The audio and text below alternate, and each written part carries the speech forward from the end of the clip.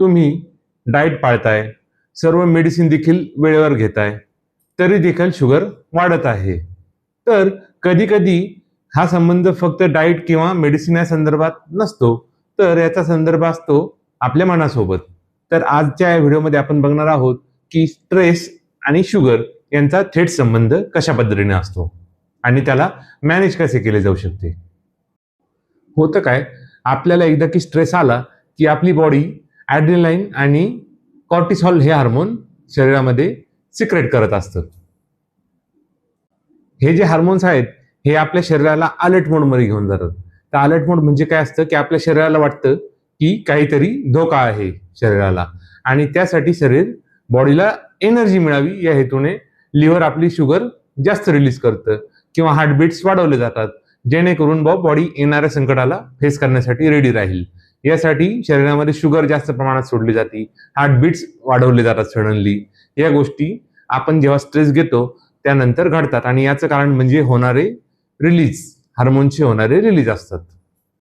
तर आपण बघूया की आपलं शरीर कधी शुगर जास्त प्रमाणात वाढवतं, कोणत्या स्ट्रेसमध्ये शरीर जास्त प्रमाणात शुगर वाढवू शकतं. तर आपण सतत चिंतेमध्ये असोत किंवा आपली झोप पूर्ण होत नसेल किंवा आपला खूप रागराग होत असेल किंवा खूप ताणतणाव असेल, रोजची चिंता आपल्याला असेल, तसेच कामाचा खूप ओव्हरलोड असेल किंवा घरगुती ताणतणाव देखील याचे कारण बनू शकतात. तर याचे सिम्पटम्स असे आहेत, ह्या स्ट्रेसमुळे जी शुगर वाढते त्याचे सिम्पटम्स आहेत की आपण मेडिसिन घेऊन देखील शुगर कंट्रोलमध्ये न राहणं किंवा शुगरमध्ये खूप सारे फ्लक्च्युएशन्स येणं, व्हेरिएशन्स येणं, म्हणजे आता वेगळी येणं नंतर वेगळी येणं, नाही का, फ्लक्च्युएशन्स दिसणं. तसेच ताणतणावाच्या परिणामस्वरूप आपली जी काही शुगर आहे रॅन्डम, ती देखील ॲबनॉर्मल येऊ शकते. म्हणजे फास्टिंग शुगर तर नॉर्मल येते, परंतु रॅन्डम शुगर ही ॲबनॉर्मल दिसू शकते. असे अनेक प्रकार आपल्याला स्ट्रेसच्या स्वरूपात दिसतात. तसेच खूप सारा थकवा जाणवणे, शरीर सतत थकलेले जाणवणे किंवा भयंकर विकनेस असणे, काहीही काम करण्याची इच्छा न होणे, हे देखील याचेच लक्षण आहे. आतापर्यंत आपण स्ट्रेसचे आपल्या शरीरावर होणारे परिणाम किंवा स्ट्रेसमुळे कशा पद्धतीने शुगर वाढते हे समजून घेतलं आहे. परंतु आता आपण बघणार आहोत की हा जो स्ट्रेसचा परिणाम शरीरावर होतो तो आपण कसा टाळू शकतो, किंवा आपल्या दैनंदिन जीवनात आपण स्ट्रेस पूर्णपणे तर टाळू शकत नाही, पण त्याला कमी कसे केले जाऊ शकते किंवा त्याचे आपल्या शरीरावर जे काही परिणाम होणार आहेत शुगर स्वरूपात ते आपण कशा पद्धतीने कमी करू शकतो किंवा टाळू शकतो, हे आता आपण पुढे बघूयात. तर यासाठीचा सगळ्यात पहिला रूल म्हणजे रोज प्राणायाम करणं, कमीत कमी 10 मिनिटं खोल श्वसन म्हणजे डीप ब्रीदिंग करणे. याचा खूप मोठा इम्पॅक्ट आपल्याला झालेला दिसतो स्ट्रेसवरती. यामुळे स्ट्रेस कमी होतो आणि स्ट्रेसचे परिणाम देखील आपल्या शरीरावर दिसत नाहीत. डीप ब्रीदिंग हा पहिला फॉर्म्युला आहे. दुसरी गोष्ट अशी आहे की आपण जे लेट नाईट स्क्रीन यूज करतो किंवा लेट नाईट आपण मोबाईल म्हणा, टीव्ही म्हणा, यामध्ये आपण आपली वेळ घालवतो, ती न घालवता आपण कमीत कमी 7 तास तरी झोप घेतली पाहिजे. ही खूप महत्वाची गोष्ट आहे. शरीरासाठी झोप ही अत्यंत आवश्यक अशी नॅचरल गोष्ट आहे. तिला आपण मोबाईल अथवा स्क्रीन टाइम मध्ये वेस्ट न करता मोबाईल डिटॉक्स करून 7 तास तरी कमीत कमी झोप घेणं आवश्यक आहे. पुढची गोष्ट आहे की इव्हिनिंग वॉक करणं.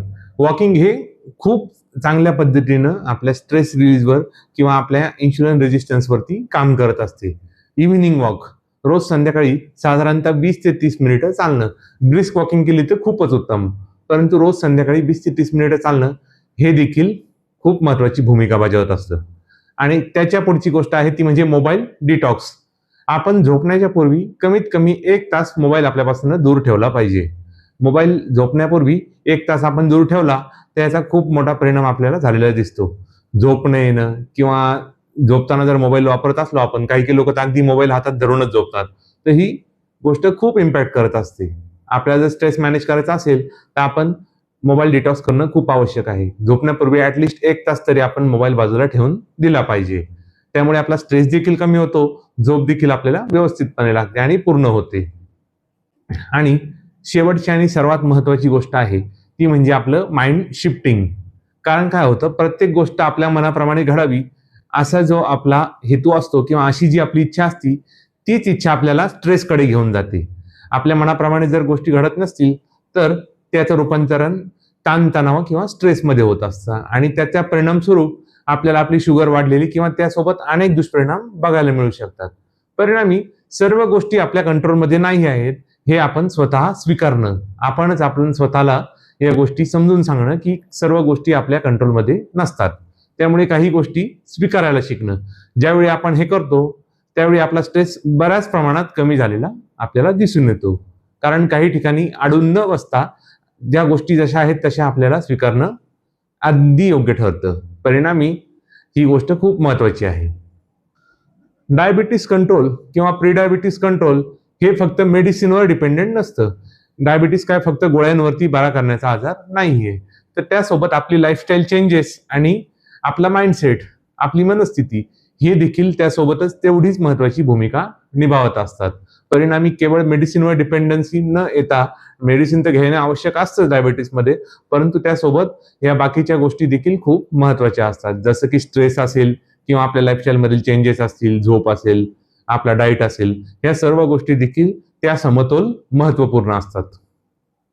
जर तुम्हाला वाटत असेल की स्ट्रेसमुळे देखील शुगर वाढते आहे, तर या व्हिडिओला पुढे शेअर जरूर करा आणि कमेंटमध्ये टाईप करा स्ट्रेस आणि तसेच या यूट्यूब चॅनलला सबस्क्राईब करून लाईक आणि शेअर अवश्य करा आणि इथून पुढे देखील अशा व्हिडिओसाठी पेजसोबत कनेक्टेड राहा. थँक्यू.